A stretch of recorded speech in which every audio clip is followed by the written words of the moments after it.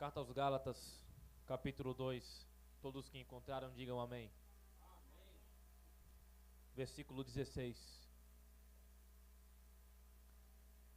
Sabendo que o homem não é justificado pelas obras da lei, mas pela fé em Jesus Cristo, temos também crido em Jesus Cristo, para sermos justificados pela fé de Cristo e não pelas obras da lei. Porquanto pelas obras da lei nenhuma carne será justificada. Pois se nós que procurarmos ser justificados em Cristo, nós também somos achados pecadores, é porventura Cristo ministro do pecado? De maneira nenhuma. Porque se torno a edificar aquilo que constituo-me a mim mesmo transgressor. Porque eu pela lei estou morto para a lei, para viver para Deus. Já estou crucificado com Cristo e vivo, não mais eu, mas Cristo vive em mim. E a vida que agora vivo na carne, vivo-a na fé do Filho de Deus, o qual me amou e se entregou a si mesmo por mim. Não aniquilo a graça de Deus, porque se a justiça provém da lei, segue-se que Cristo morreu em vão.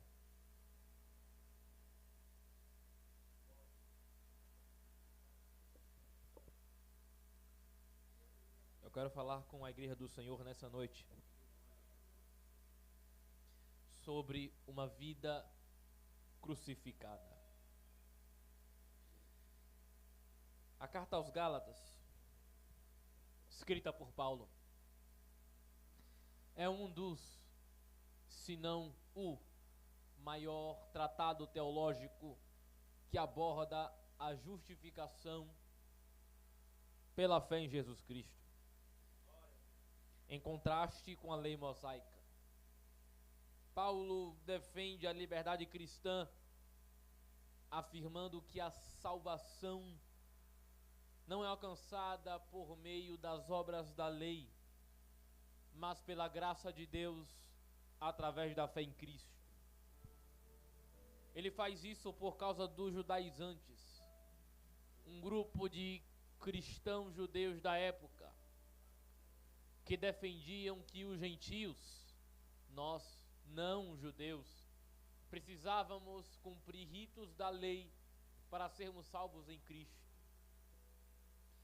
Paulo, por fim, na sua carta, argumenta que a justificação vem pela fé e não pela observância da lei.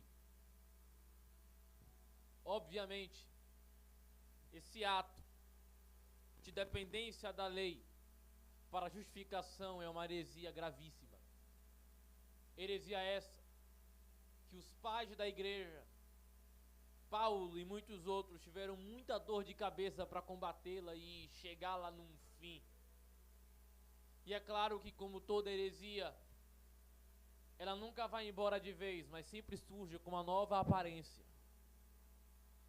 Então é notório e não é raro vermos igrejas judaizantes, crentes judaizantes, que ainda dependem de ritos da lei para mostrar, argumentar, justificar que são salvos em Cristo.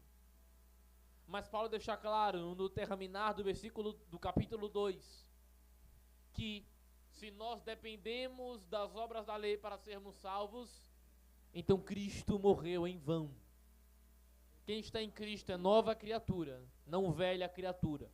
As coisas velhas passaram. As coisas que eram sombras do que haveriam de vir são águas passadas. Cristo é o presente. De forma expressa e profunda, Paulo diz no versículo 20 que sua vida é uma vida crucificada. Ele vive, mas não vive. É estranho. Eu vivo, mas não vive eu. Paulo vive no exercício da graça. Ele tem os confortos e os triunfos da graça. No entanto, essa graça não provém dele, provém de outro. Os crentes se veem vivendo em estado de dependência dependência da graça de Deus. O que é vida crucificada? Vida crucificada vai muito além do que eu me dizer crente, vir para a igreja, cantar os hinos da igreja, fazer parte da igreja. Vai muito mais além. Ter uma vida crucificada é onde ocorre uma mudança radical na identidade do crente, onde ele não vive mais por si mesmo, mas Cristo vive nele.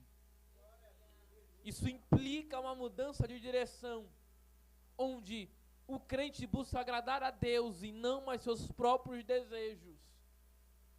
Por esse motivo, a igreja do Senhor Jesus vive uma vida crucificada.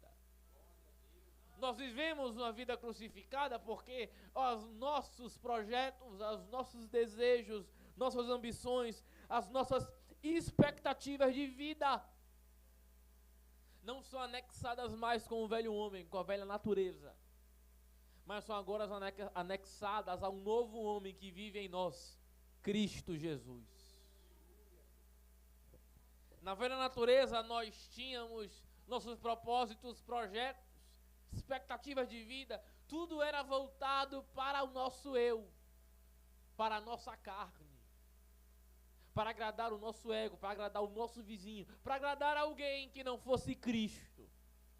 Mas a partir do momento em que o homem vem para Cristo e faz agora parte do corpo de Cristo, agora não é mais as coisas que são voltadas para mim.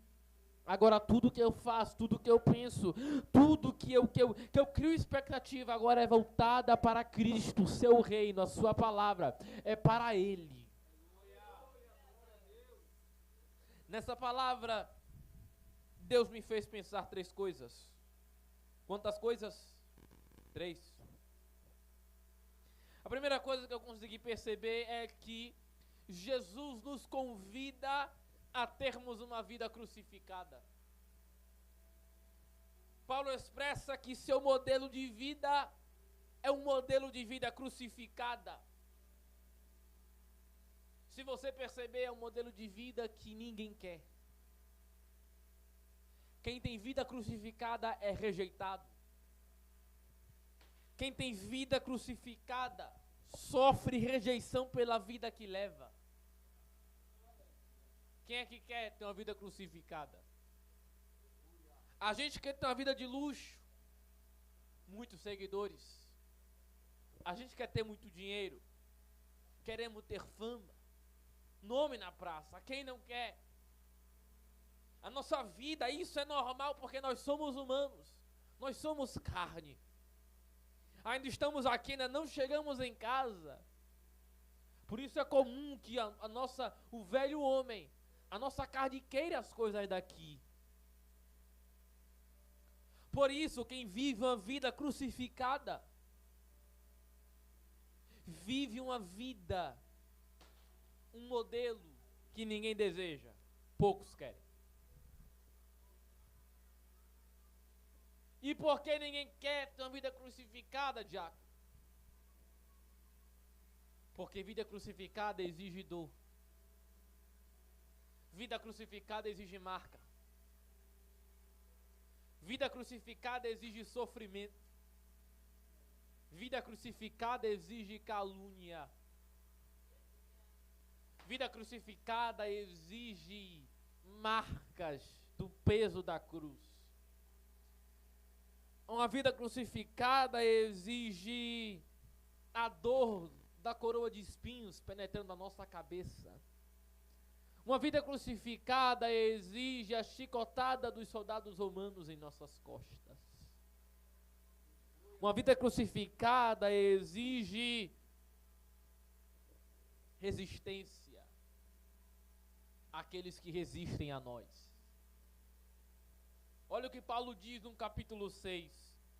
Eu trago no meu corpo as marcas do Senhor Jesus.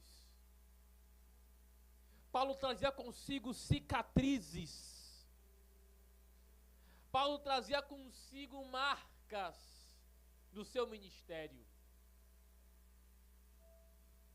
Em todo lugar que Paulo ia pregar, é só você ler o livro de Atos.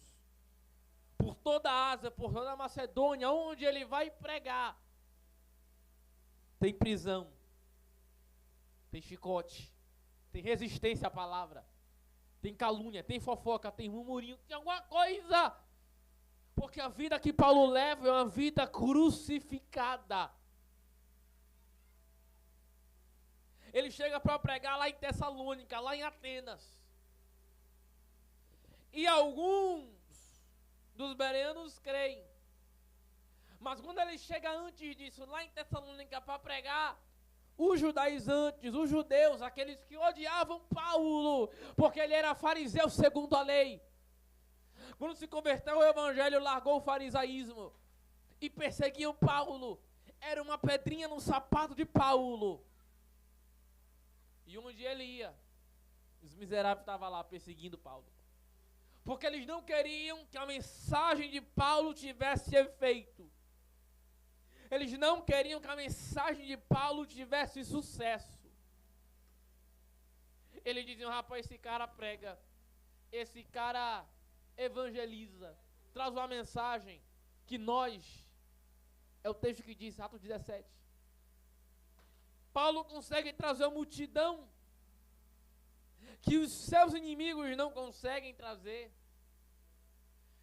Paulo consegue carregar uma multidão, um peso em sua mensagem, que aqueles que o perseguem não conseguem trazer. Não tem esse peso, só Paulo. Porque a vida de Paulo é uma vida crucificada. E quem não tem uma vida crucificada não tem dignidade, não tem acesso ao sucesso. Quem não tem vida crucificada não tem acesso à prosperidade, não tem acesso à multidão, não tem acesso ao efeito, não tem acesso ao positivo. Por isso, então Paulo carrega com ele as marcas, a dor, o sofrimento. De todas as dores que os seres humanos podem aguentar, podem sofrer, é a dor da rejeição. É a dor do sofrimento, a humilhação. Jesus foi humilhado. Quando ele saiu de Jerusalém, que foi para cá, seus irmãos disseram, volta para Jerusalém. Você não é o cabra que faz milagres? Por que você não volta para lá? E ele volta para Jerusalém. Quando acusam Jesus, quando ele vai pregar nas sinagogas, o que acontece? Ele é expulso. Ele é caluniado. Ele é xingado. Às vezes ameaçado de morte. Quantas vezes ele prega na sinagoga e os cabras querem chutar ele de cima da ribanceira, matá-lo. A Bíblia diz que os fariseus tramavam para matá-lo. Jesus sofre rejeição do seu próprio povo. Paulo sofre rejeição do seu próprio povo, o povo judeu. A classe que mais odiava Paulo era justamente os judaizantes. Justamente a classe da qual ele saiu antes de se converter ao evangelho. Então todos aqueles que têm uma vida crucificada sofrem, passam pela rejeição. Muitas das vezes o diabo, ele oprime alguém para nos resistir. Ele oprime alguém, ele cega aquela pessoa. E às vezes não é o diabo. Às vezes também é o próprio ser humano. Porque o ser humano em si, ele tem acesso ao ódio, ele tem acesso à inveja, acesso ao ciúme.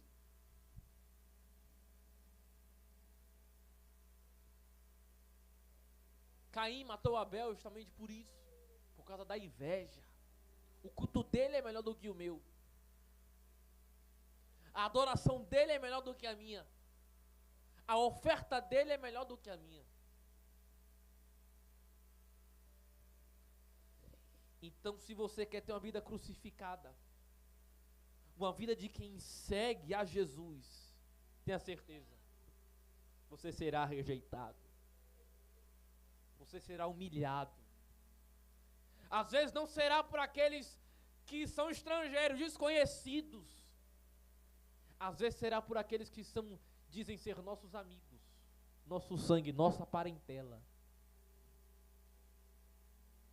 Isso não é mensagem coach, isso é bíblico. Os irmãos de José foram seus inimigos. Os irmãos de José, os amigos de Jó, os mais próximos, foram seus inimigos. Contra a prova que ele estava passando. Olharam para ele e disseram: está em pecado. Não estava em pecado, passando pela prova. Então todos aqueles que têm uma vida crucificada padecerão lutas. Paulo falou a Timóteo: todos aqueles que querem seguir a Jesus Cristo padecerão perseguições. É regra. Nós queremos o benefício do Evangelho. Nós queremos a porta larga. Queremos a porta aberta. Queremos o benefício da cruz, mas não queremos as consequências e malefícios da cruz. Nós queremos a porta larga, mas não queremos a porta estreita. Nós queremos o galardão, a coroa, queremos a coroa de flores, mas não queremos os chicotes. Não queremos o peso da cruz. Não queremos a coroa de espinhos, mas queremos os benefícios dela. E aí, infelizmente, as pessoas se convertem ao Evangelho por causa, às vezes, das falsas expectativas que os próprios pregadores criam. Vem para o Evangelho, acabou seu sofrimento, acabou as suas dívidas, acabou as suas faturas, sua dor foi embora, agora é só vitória, a luta foi embora. Mentira. Se vai vir para o Evangelho, pode ter certeza que tem uma cruz te esperando. E às vezes nem será na sua medida, porque a cruz que meu Jesus carregou não foi da medida dele. A cruz era produzida dias antes de chegar ao crucificado. A medida era para Barrabás e deram para Jesus. Às vezes não será nem na sua medida, e você terá que carregar. Lá fora, passamos por luta, por problema, por processos. E lá não temos ninguém para nos ajudar, em quem nós não possamos nos apoiar.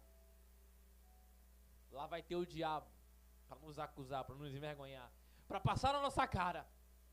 Mas aqui no Evangelho, quando passamos por luta, por problema, por dificuldade, a gente não vai beber. A gente não fuma, Anderson. Não nos drogamos.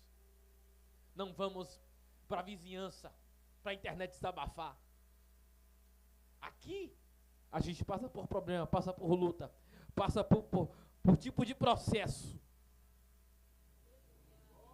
A gente vai para o joelho. E uma mão do céu se estende no nosso braço, nas nossas costas e nossa mente.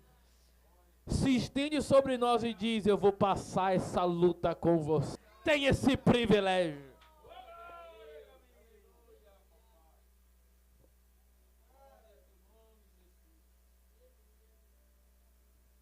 Só a igreja.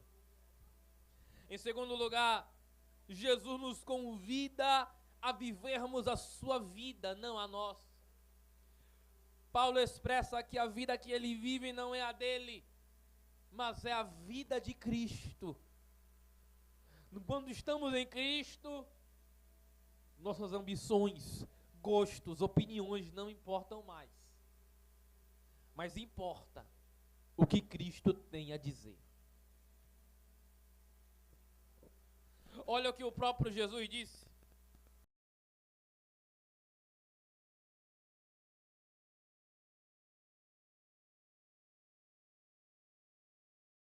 Daquele que me enviou.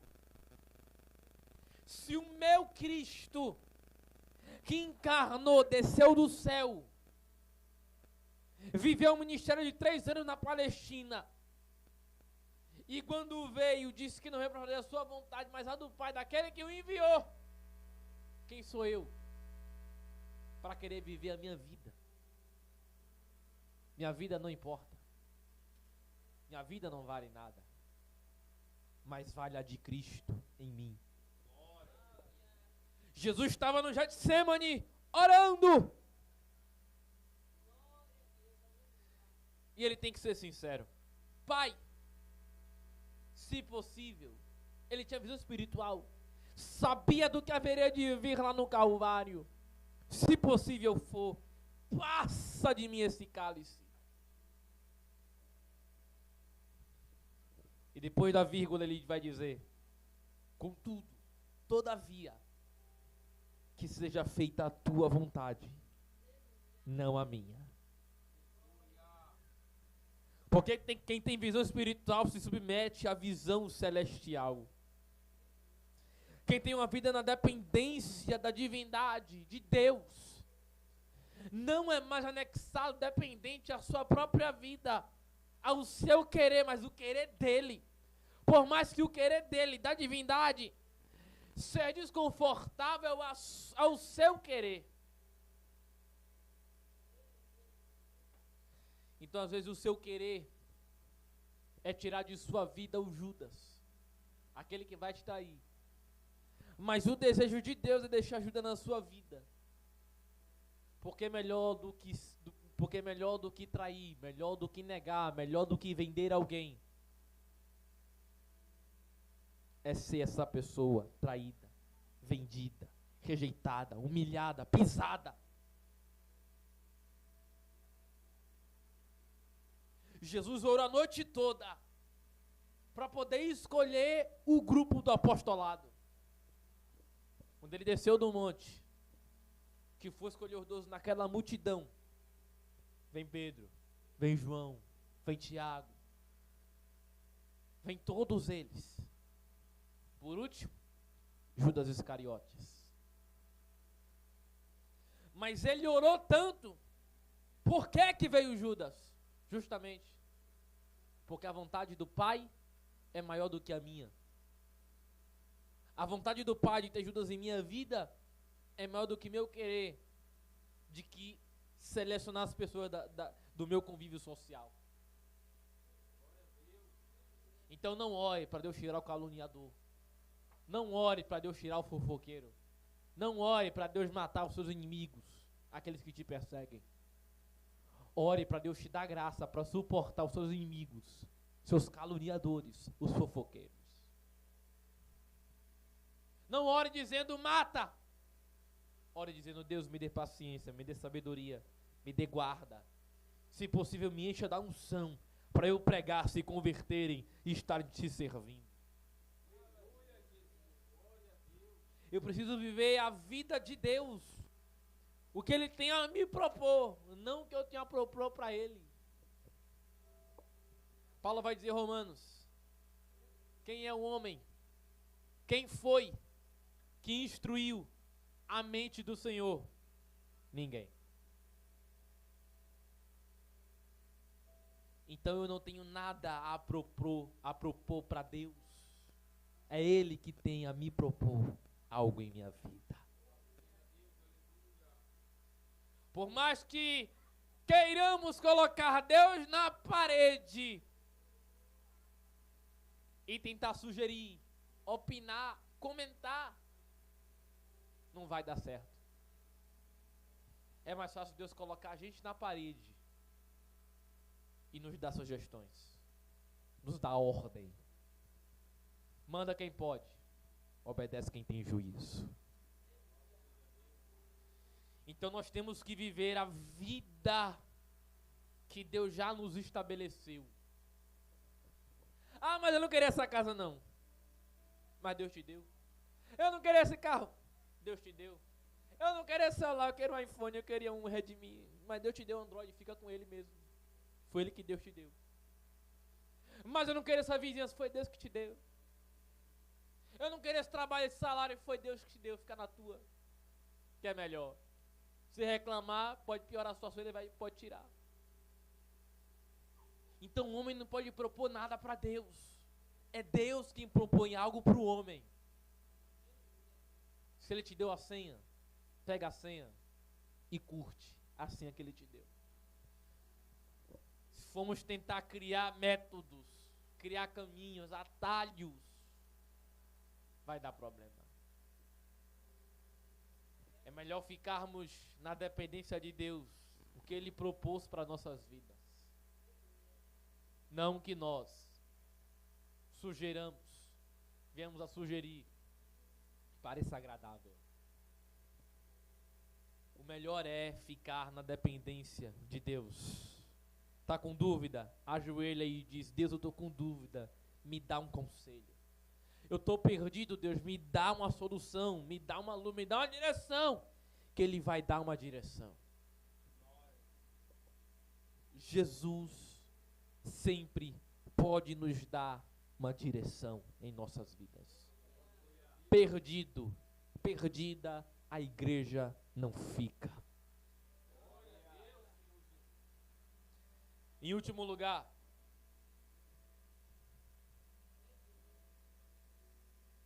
a nossa vida precisa ser centrada na cruz de Cristo.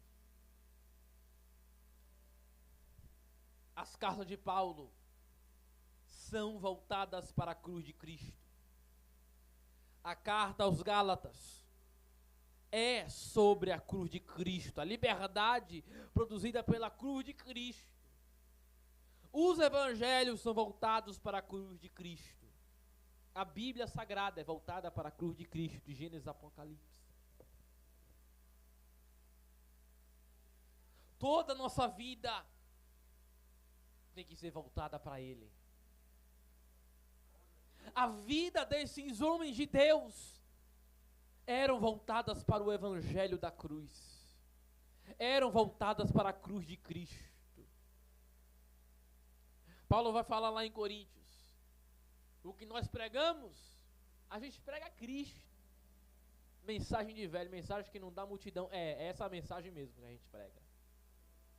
Essa mensagem que é loucura para os gentios, escândalo para os judeus. Essa mensagem mesmo. Que não dá like, não dá view, não dá seguidor, não dá monetização. Mas Paulo vai dizer: mas é o poder de Deus que transforma vidas. Então a nossa vida tem que ser voltada para a cruz de Cristo. A cruz de Cristo sumiu dos nossos sermonários. Olhe para os pregadores de hoje. Mensagens triunfalistas. Mensagens de egocentrismo. Mensagens de determinismo. Não aceite essa prova, decrete agora. O poder está em suas mãos. Você é o cara da cena. Você é esse cara. Você é o Roberto Carlos da cena. Você vai conseguir, você vai chegar lá.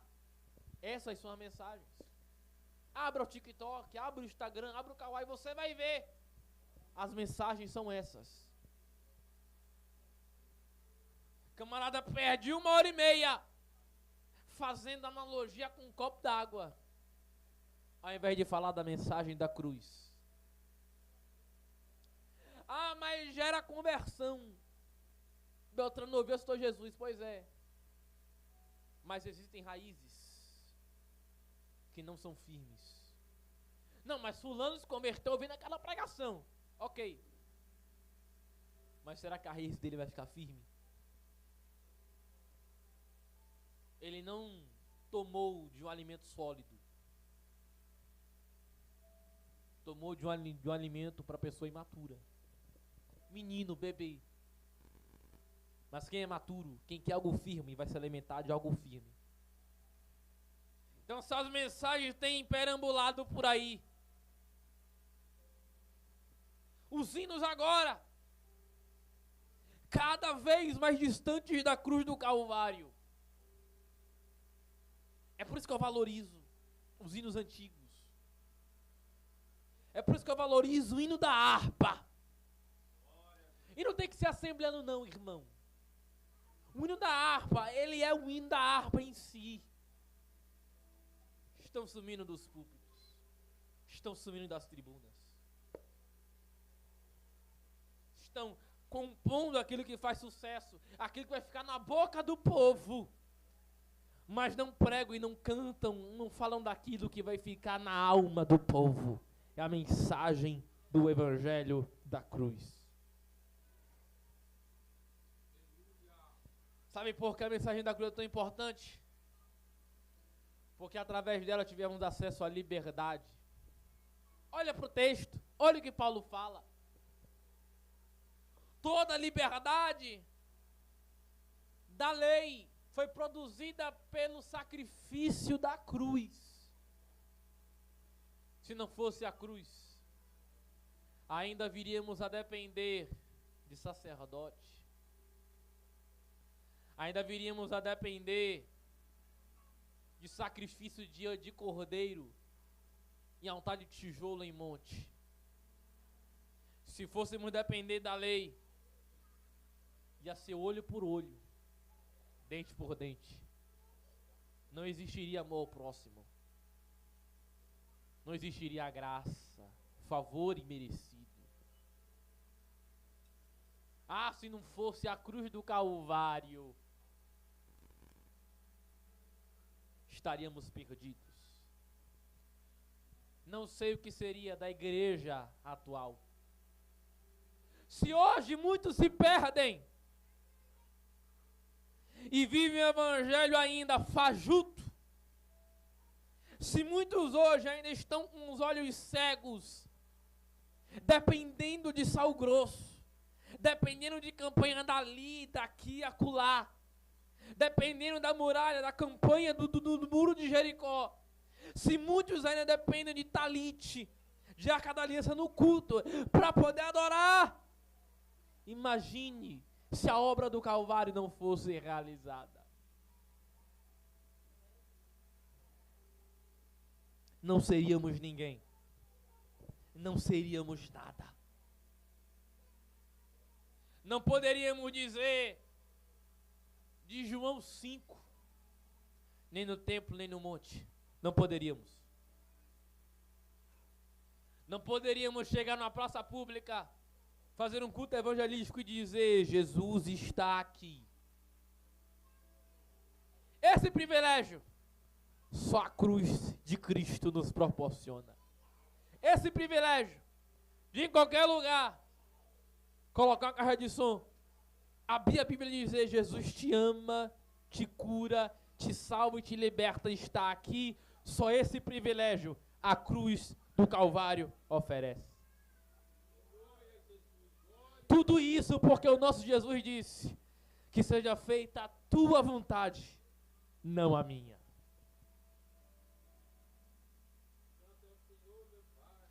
E Paulo encerra a sua carta 2 capítulos depois, dizendo que de tudo, resumindo, de tudo o que importa é a nova criatura em Cristo. E nós somos novas criaturas nele. A Bíblia diz que as coisas velhas já se passaram e tudo se fez novo. Nós não dependemos mais de candelabro, porque ele é a luz do mundo. Não dependemos mais de cordeirinho em altar de pedra, porque ele é o sacrifício vivo, cordeiro levado a maltadouro, morto antes da fundação do mundo.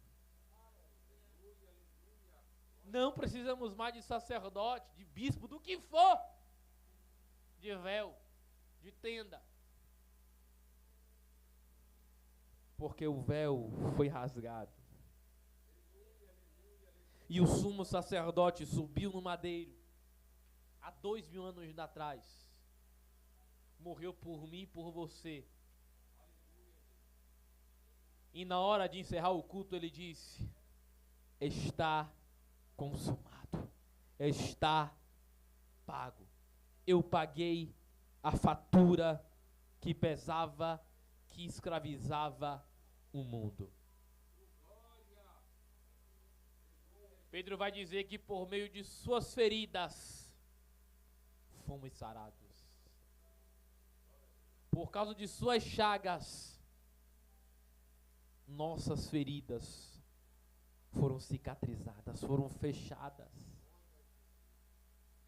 foram imaculadas, por causa de um sangue que foi derramado no Calvário. Imagine a dor que nenhum ser humano comum poderia suportar. Ele só suportou aquilo porque era o Filho de Deus. Imagine a dor dilacerante que nenhum homem poderia ser capaz de suportar. Vai muito mais além do que podemos imaginar. Vai muito mais além dos livros de física. Vai muito mais além do filme de Mel Gibson, A Paixão de Cristo. Vai muito mais além. Tudo que você viu agora relacionado à cruz não chega nem perto do que foi de verdade. Todo o relato daquele doutor francês Pierre Barbet sobre a crucificação não chega perto da realidade. Costas dilaceradas, estado mental febril, suando sangue, tremedeira, com fome, horas, muitos depois, desde o último alimento, sem água, desidratado, humilhado, cuspido, abandonado, rejeitado. E Deus está dizendo para alguém nesse momento: te rejeitam, te humilham, mas eu não rejeito. Te humilham, mas eu não te humilho. Fizeram aquilo comigo, mas eu não vou deixar ninguém fazer o mesmo com você. O preço eu paguei. Aquela fatura eu paguei. A igreja minha, diz o Senhor Jesus. Fique em pé comigo nesse momento.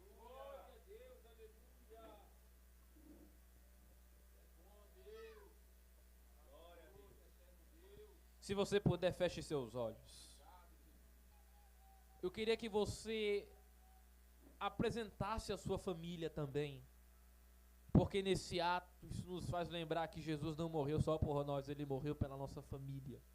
Ele morreu pela nossa casa. Ore comigo nesse momento, por favor.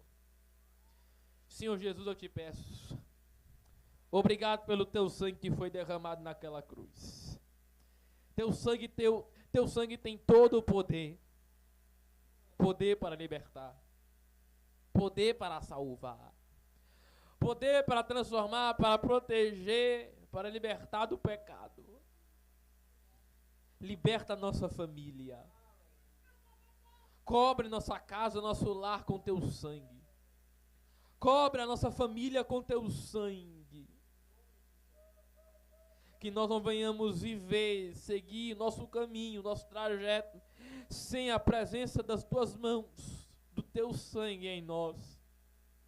É o teu sangue quem nos lava. É o teu sangue que nos purifica. É o teu sangue que nos faz enxergar o perdão que é eterno. O Senhor comprou a minha liberdade. O Senhor comprou a minha liberdade. Não sou mais escravo. Eu não sou mais escravo dos meus vícios. Não sou mais escravo dos meus próprios pensamentos. Não sou mais escravo, cavalo do diabo. Eu agora sou servo teu, lavado e remido. Obrigado por ter morrido por nós. Obrigado, meu Deus, porque o Senhor é fiel e justo. Há muitos de nossa família que ainda depende do teu sangue, que ainda depende do teu perdão. Há muitos em nosso meio, há muitos em nosso bairro, em nosso meio social que ainda precisa de Ti mais do que nós precisamos. Que o Senhor nos dê graça e sabedoria para evangelizarmos, pregarmos, espalharmos o poder, a força que o Calvário tem sobre essas pessoas. Que Teu poder se manifeste e que nós venhamos sempre admitir, confessar, enxergar que nós estamos crucificados contigo e não vive mais nós, mas é Cristo, é o Senhor que vive em nós. Que Teu sangue continue transbordando, purificando o nosso ser todos os dias de nossas vidas, em nome de Jesus. Quem crê nisso, diga glória a Deus e adore aquele que te salvou, que te lavou pelo seu precioso sangue, o sangue de Jesus. Que Deus continue prosperando essa casa, abençoando a família do nosso pastor, que esse bairro continue sendo alcançado, transformado, tocado pelo poder de Deus, e grandes vidas serão libertas nesse lugar, através dessa igreja, através do pastor, dessas almas, dos ceifeiros que aqui estão. Esse bairro todo será alcançado pelo nome e pelo poder que há no sangue de Jesus. Eu vejo uma transformação total. Que os irmãos continuem orando a Deus e espalhando as boas novas. Que Deus abençoe todos vocês, em nome do Senhor Jesus. Amém.